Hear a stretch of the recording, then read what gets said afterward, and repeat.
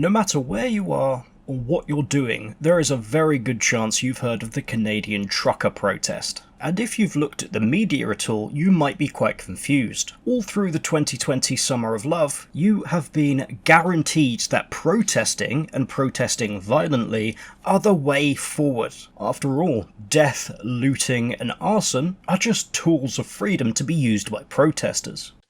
And please, show me where it says that protests are supposed to be polite and peaceful. But that was in 2020, not today. If you're reading any kind of media, I'm sure you're hearing that these truckers are violent barbarians here to take away your freedom and safety. But Justin Trudeau says he didn't expect much opposition because 85% of truckers are already vaccinated. But authoritarians rarely expect challenges to their power. But these truckers, who not long ago were considered heroes for delivering food and keeping the economy going while the rest of us were self-isolating, they are now the worst villains in the world. And why? Well, Justin Trudeau said it himself. They're holding unacceptable views and expressing them. Now, what are these unacceptable views? You'd think for a response like this it must be incredibly serious. Are they on the side of ISIS? Do they want Canada to submit to the Chinese government? No, they just want a stop to government overreach. People should decide what they want to do with their own body. My body, my choice, right? Well, apparently not. If you don't believe me, listen to it yourself. It's important to underline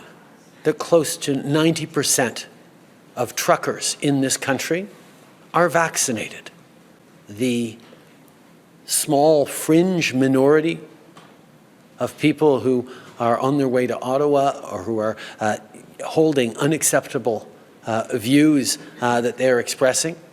So how many are in this small fringe minority? Well, it's only estimated to be about 50,000. Now, I can hear some of you saying, how could it be 50,000 if it's only 15% of the truckers? To which I reply, it's only 15% of truckers that aren't vaccinated. But there are many people, including those who are vaccinated, who are opposed to government overreach. Just because you have the vaccine, it doesn't mean you're in favour of forcing everyone else to get the vaccine. But let's listen firsthand to one of these evil, violent truckers who Justin Trudeau is so terrified of, he's had to evacuate himself and his family from the capital. And it's just been wonderful to see all the smiling faces that have come together. And it doesn't matter, Christians, non-Christians, all sorts. The natives are out with banging their drums. Just a wonderful sensation to see unity, once again in Canada. Now, those of you who keep up to date on the news might be questioning why Trudeau is taking this stance. After all, it wasn't long ago when he was speaking out in support of protests in India. Canada will always stand up for the right of peaceful protest anywhere around the world. That's quite the change of tone. But can we really be surprised? The man is an absolute idiot that was only elected because he takes a good selfie. And let us never forget this little gem. To counter the she-session and turn it into a she-covering.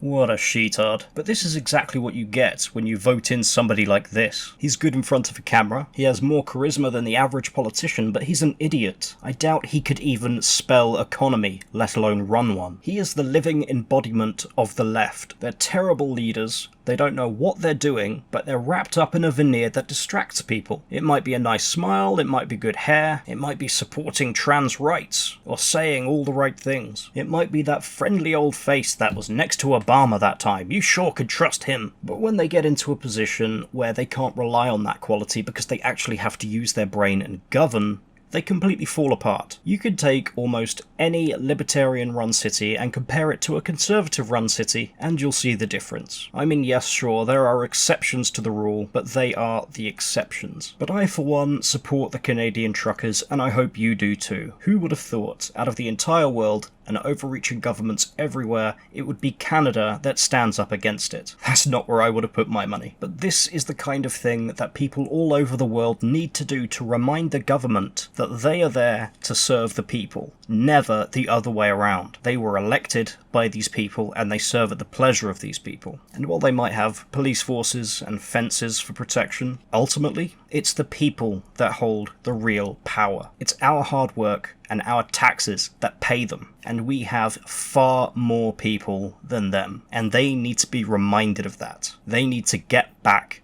to serving the interests of their own people. Because if they don't, these countries will grind to a halt. That's all I have for today. And as always, thank you for your time.